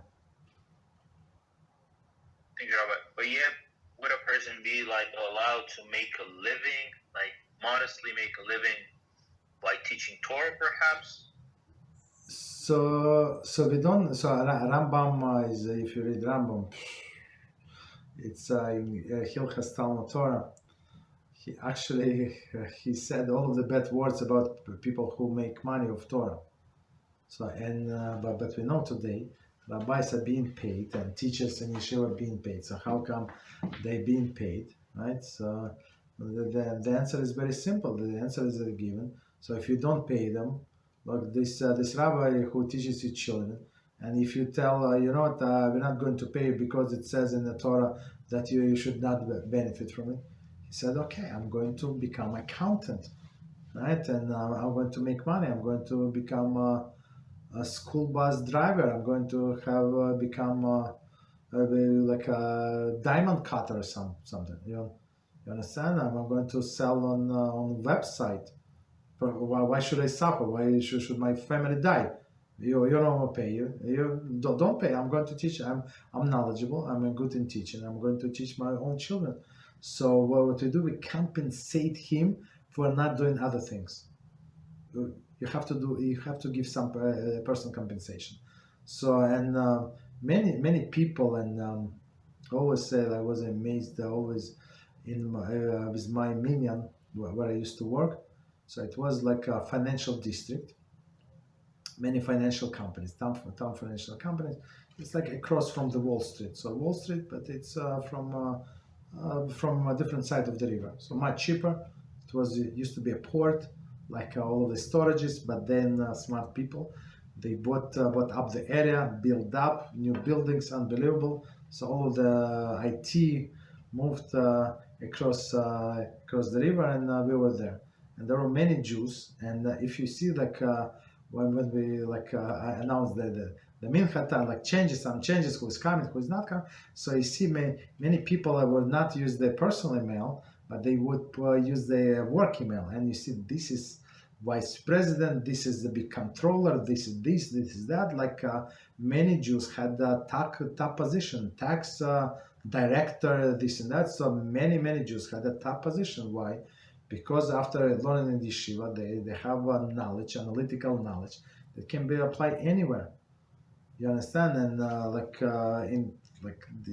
when you learn Talmud, when you learn even Halachah, it develop your mind, so you start thinking faster from all of the angles. You understand? So that these people would go like in the business, they fly up like for them, what these people who like from college who watch TV and play on a PlayStation, all these computer games, like these dumb people, and these pure guys, pure ladies who never saw TV, or maybe saw TV, whatever, forget about TV, so then they never played the game in their life, so only learn Torah. Now they want to make money, so they can concentrate on a goal, not like these people who watch movies. Understand? So I saw like many people top jobs, not the top of the company, but in departments. So of course these people were making, I don't know how, a lot of money. I don't know. I'm not counting money, but okay, let them be successful and provide for their families. You understand? You have many kids. You need to pay for education. You have a bigger house, maybe, right? So all of this you have to pay for the camp, for extra food, extra clothing, whatever, right? So you need a lot of money. So you have to, if you want this person, for example, to become a rabbi, of course you're not going to pay him the job from this that he would get in this investment firm or a hedge fund firm, right? But at least you have to compensate for him to have a decent life, not to be like a bum just because he wants to teach your kid's Torah. He does not have to suffer. Understand? So he's allowed to get some compensation. Why? Because if you go to the business world, he would make 5 times more. But he's doing you a favor to teach your kids because you're obligated to teach your children. You understand? But if you don't want or you cannot, so you have to pay another person, right? You're not absolved. So that's why we pay, of course, the money they pay them. It's minimum of the minimum, and it's sometimes it's embarrassment of the compensation. And these people know if they go, they can be the top of the line. And in Lakewood Yeshiva, for example, we had several people from Lakewood Yeshiva. They have a college classes. So basically, it's like they hire teachers, right, to come to Yeshiva, and they teach like in yeshiva, like a college. So they have a college classes. They take all of the credits from what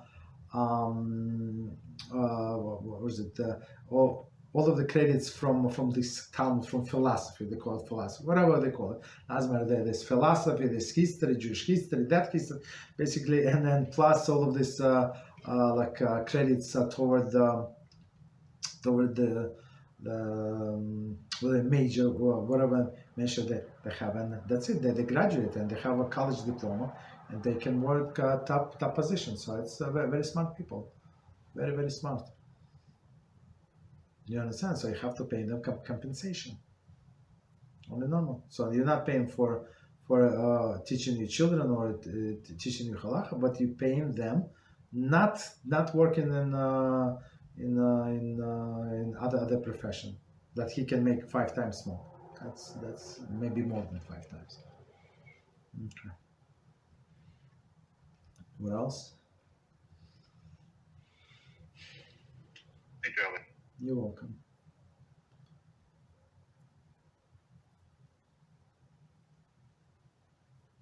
Okay, any other questions or no?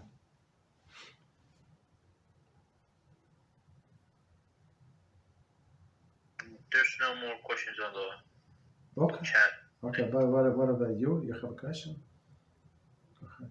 I have a question, but I'm a little reluctant to make it, because I don't know. It's like I've seen, I don't know if someone has like gone through something similar, but I see that usually bosses or people that work in the show business thing or whatever, they have to give honor to people that are above them, but they're very arrogant most of the time. So to what extent are we allowed to give honor to these people in order to like keep our jobs? Because sometimes if people try this type of people, like, I don't know, like you've heard some sort of deity or something like that, but yeah, I was just wondering that. I have to stay away from these people, because it says that HaShem created everything enough, more than enough in this world, so you have enough oxygen, enough water, enough this, that. But one thing he did not create it enough, it's honor. So it's never enough. You understand? It doesn't matter how much honor you give to the person, he wants more. And he got used to, so it's better to stay away from such a people from these jobs. Because it's a matter of time they're going to like eat personal life. If somebody they deserve the compliment, so you can give a compliment. It's proper to give compliment, but it's not should be like not of the fear to lose a job. That's too much.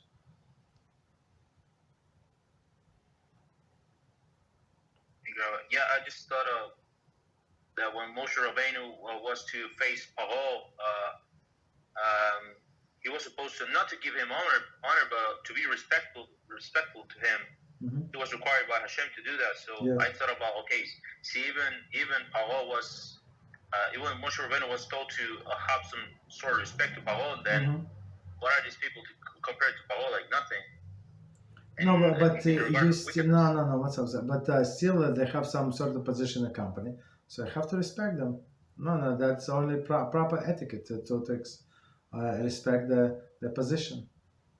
There's yes, I no mean, in terms of arrogance, like they're nothing compared to. I mean, just ignore them. So in the place where I work, there was I didn't see like much arrogance, but I saw so many smart people, top people, and most of them were non-Jewish, men and women, especially several women. And I was like amazed that such a smart women, such a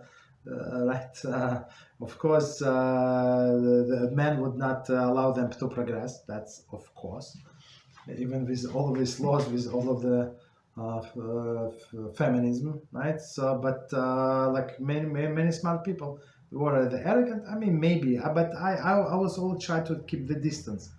So maybe if you want to get in ahead, maybe you want promotion, so you're going to get closer. And I know they were going out like together after work. Of course, not Jews. They were going drinking, these like activities. So of course, so they would get promotions among the groups. Okay, but otherwise, like if you just want to keep your job, you don't have to do all this. Just do a good job and like work.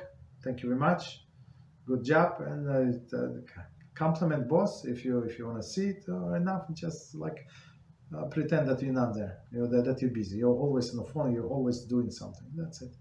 Just ignore them. I never compliment. Like never like. Well, like I'm busy working. But other people they try like it was very, very disgusting to see like because they try to kiss up. Absolutely, I saw this. So bottom line, these people are kind of walking around scanning who's complimenting them, who's not. Like, are we allowed to compliment them? No, just mind your business. Don't compliment. I mean, if they deserve compliment, they did something special. You're allowed to compliment. There's no problem whatsoever. But if that's what they looking like constant compliment, just mind your business. Don't be there.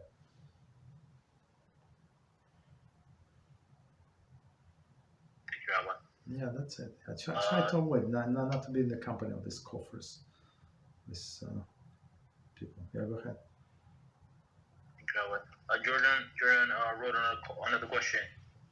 It says, if one suddenly realizes that he needs to use the washroom while davening alone, so he goes to relieve himself, does he say the blessing after washing his hands and for relieving himself immediately after, or does he say them after he's finished his original prayers? Mm-hmm. So first of all, we don't say blessing after on the washing of the hands. We say Asher Yatzar after attending to one's needs. That's the prayer. But I would say it depends where you're in the prayer. So it's not so simple. If you're in parts of the blessing and sacrifices, like in the beginning of the prayer, then the problem you say the whole blessing. If you're part of the Psuki de Zimra, and before the Shema, yeah. So I try to go between the paragraphs, like finish one paragraph, then go, come back. You of course you're allowed to say this Asher Yatzar, there is no problem. If you're in the middle of Shema, don't say it. Even in the middle of Shmona Esrei, don't say it. So it's not proper to go to the restroom until the end of the Shemona Esrei. So you're not allowed to start Shemona Esrei if you need to go to the bathroom. Also Shema also. So Shulchan Aruch says if a person wanted to go to the bathroom before starting Shemona Esrei and he would not be able to hold for 72 minutes, right? This prayer is abomination, disgusting. So it's better for him not to pray than pray this prayer while a person wants to go to the bathroom. So a person must check himself, right, before starting prayer. But if need to, like the urge arrived, so yeah, you go. But if it's in the middle of the Shema, so you don't say blessing. If something like it says, if a person did not have urge before starting Shemona Esrei, but then in the middle of the Shemona Esrei feel the urge, no problem. Let's say, don't stop, finish and then go. Okay, and only after that, after you finish Shemona Esrei, you can say the blessing after the resting, because after that Asher Yatzar, it's like last part of the Shacharis, for example. That's a different section. So between that, you can say the blessing. Okay. What else? In regards to this question, what are the parts of the prayer, especially the morning prayer, that there's more leniency that we can interrupt? Let's say we have to, go do something that is needed, open the door or something like that, or go to the bathroom. Besides of course, we cannot interrupt Shemona Esrei and the Shema, but are we allowed to interrupt other parts of the prayer? It's not proper to interrupt at all, but if needed, so you can interrupt between psukim and psukim de zimra. So, and if needed, between the paragraphs, not between the sentences. So finish. I apologize. Not even between finish the idea. So sometimes idea is like several sentences. So finish the idea, and then you can go like somebody's ringing your door. But for example, somebody said, I need to talk to, there is a person who has to call me from the place that he's very confined. Right? So I told him, okay, you're very confined, you're this and that, you're limited in time. I give that person a window, in which window I can accept the call. You understand? So I don't need these visitors, I don't need these calls from anybody, because I'm going to be busy. I'm going to be praying. So you want to see me, you want to call me, so call me when I told you to call me. If not, don't call me. You understand? That should be our approach. Don't just break your prayer just because somebody calls. So they're going to call back. Somebody ringing your door. So they're going to wait. Maybe they come tomorrow. Maybe later. So if something urgent, of course you're allowed to stop your prayer, but proper not to. And the more stricter you're going to be, the more you show people you're not going to stop because of their desires. So they would treat you more properly, and they're not going to interrupt you. That's the proper approach. Go ahead. Yes. Thank you, Rabbi. Yeah, I always put my phone on airplane mode before I pray. I don't want anyone to turn upside down, so you don't see somebody's calling, and that's it. Yes.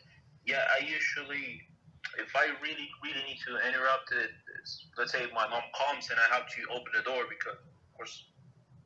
But yeah, that's why I was asking. No, but again, we can always say, please. I'm going to busy from this time to this time. No visiting. Okay, so you wanna come 11:30. I know, like I'm just making up 10:30, 9:30, like different time, but not when I'm busy with my learning, not busy when I praying. That's it. So people, after a few times, you remind people, they would learn that you're not available. And if they come, so I say, okay, so that I cannot talk, I need to finish. Let them wait for you 15 minutes, and that's it. So then next time they would know what time not to come.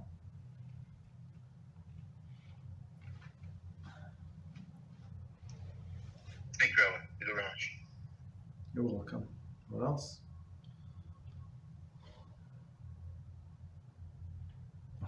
No problem. So let's, guess we're done for tonight. So if you have any questions, leave them for tomorrow. Save them for tomorrow. So tomorrow is, we're going to learn kosher kitchen. So please join us, same time. Good night until tomorrow. Thank you. Bye-bye.